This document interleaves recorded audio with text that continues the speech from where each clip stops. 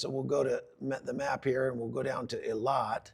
And they had 3 unmanned aerial vehicles come in there that they say came from Iraq. So if you back up here, they had to fly from clear up here and had to fly down across Jordan and Saudi Arabia in order to get there.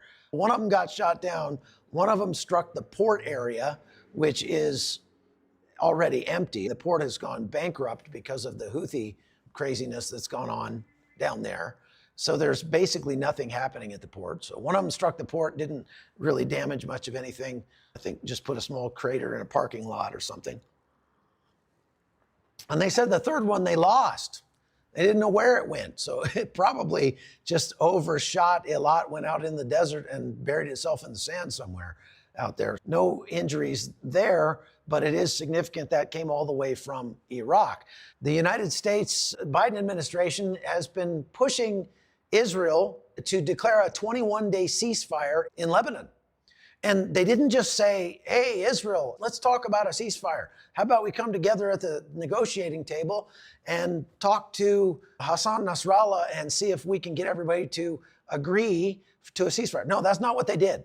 They just declared a ceasefire. The United States just tried today to just announce that there would be a ceasefire, 21-day ceasefire, so that they could allow non-citizens to evacuate from Lebanon. And Israel was like, wait, what? No, we're not having a ceasefire. And Hassan Nasrallah was like, oh, heck no, no ceasefire from us. So neither of the belligerent parties are on board with this. Sounds a lot like the ceasefire proposals that Biden was making for Gaza, which went nowhere. They've been calling on non-citizens to evacuate for months. And so if they're not gone by now, they probably don't want to leave. And if they do want to leave and they didn't by now, that's on them. Look, you could see this coming a mile away. It's no surprise that Hezbollah and Israel are about to go toe-to-toe on the ground in Lebanon. You would be crazy if you wanted to leave Lebanon not to have already left. But the United States is saying, nope, we have to have a 21-day ceasefire, which they would definitely push for a permanent ceasefire. This is the feckless nature of the Biden administration's foreign policy. It's just unbelievable.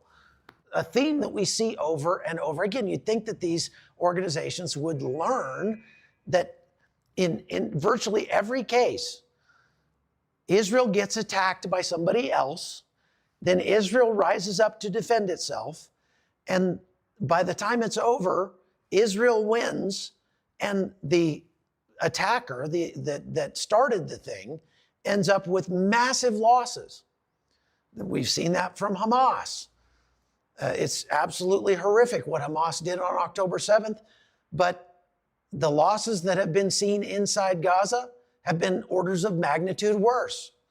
I put up a video on chuckholton.com today, and it's a drone shot of a giant Israeli flag that they put up on one of the few buildings left standing in Rafah, down in southern Gaza. And as the drone just pans around this flag, you can see that Rafah is just decimated. It's just one giant pile of rubble.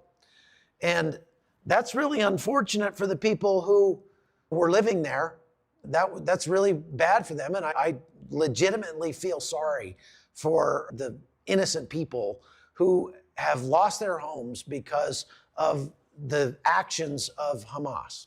But elections have consequences. And so every time I hear people complaining about the casualties and the destruction and everything in Gaza, I just want to say, have you tried releasing the hostages? That would be an idea. Maybe things wouldn't get wrecked so bad if you'd let the hostages go.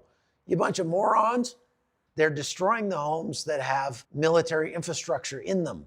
So they have weapons, they have missiles, they have things like that. There's not going to be any ceasefire until the 60,000 Israeli citizens who have been evacuated from their homes in the north for 11 and a half months go home. We're not even talking about a ceasefire. And like I say, Nasrallah says until there's a permanent ceasefire in Gaza, there's not going to be one in Lebanon. So don't expect to see a ceasefire there anytime soon, whatever our doddering president says notwithstanding. What will be Russia's attitude in response to the ground invasion in Lebanon? Russia, we are pretty sure, has had troops in Lebanon advising Hezbollah. It would be very interesting if they do this ground invasion and they end up capturing some Russian Spetsnaz or Wagner forces or something like that. That would be very interesting and very embarrassing for Russia. So I would imagine that right now, all of the Russian advisors that they had in Lebanon to talk to Hezbollah are packing very rapidly and getting out of the country. That's my guess, okay? Let's see here. History of war against Israel. It's obvious not to mess with Israel. Yes, of course. Do you think Israel will ever attack Iran? I think that they will attack Iran at some point with just aerial attacks. There's not going to be a ground war between Israel and Iran because of all the countries between. Those two countries can't get at each other on the ground. So the only thing they can do is fight in the cyber realm, the information realm, and the aerial realm with missiles and drones and things like that. Yes, you might see attacks at some point, directly kinetic attacks by Israel onto Iran, but they're trying to avoid it. And the United States is trying very hard to avoid it. Doesn't Israel need equipment from the U.S.? They do, but they can prosecute this conflict without it if they have to. But the United States is not going to stop supporting Israel if they invade Lebanon. Lebanon is not like Gaza. They're going to have a much harder time excoriating Israel on the world stage if they invade Lebanon, because in Gaza, the people in Gaza have a very hard time going anywhere else. There's no escape for them. So Israel goes in and they're forcibly relocating people all around Gaza back and forth as they try to clear out the remnants of Hamas. In the case of Lebanon, it's different because the Lebanese can leave. Lebanon is a much bigger country. They can go north. Israel's not going to take over all of Lebanon. They'll just take over the southernmost 10 miles or so. And so people there can go further north, or they can go to Syria, and they have been. So it's not the pressure cooker like Gaza is. And so I don't think the United States is going to stop supporting them. Hezbollah is the largest non-state military actor on earth, also the largest transnational criminal organization on earth. And so they need to be taken down. No question. They need to be decimated. Okay, thank you for watching, folks. So stay tuned. Make sure you go watch the How to Survive the Election Apocalypse. We're going to make this into a series.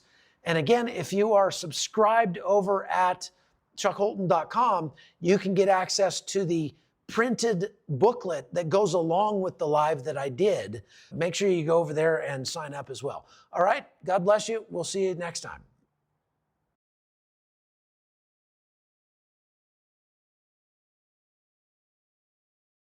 Ah, here comes my baby. We have been enjoying this, sweetheart, so much. Look at this. Come here, Sugar Pie.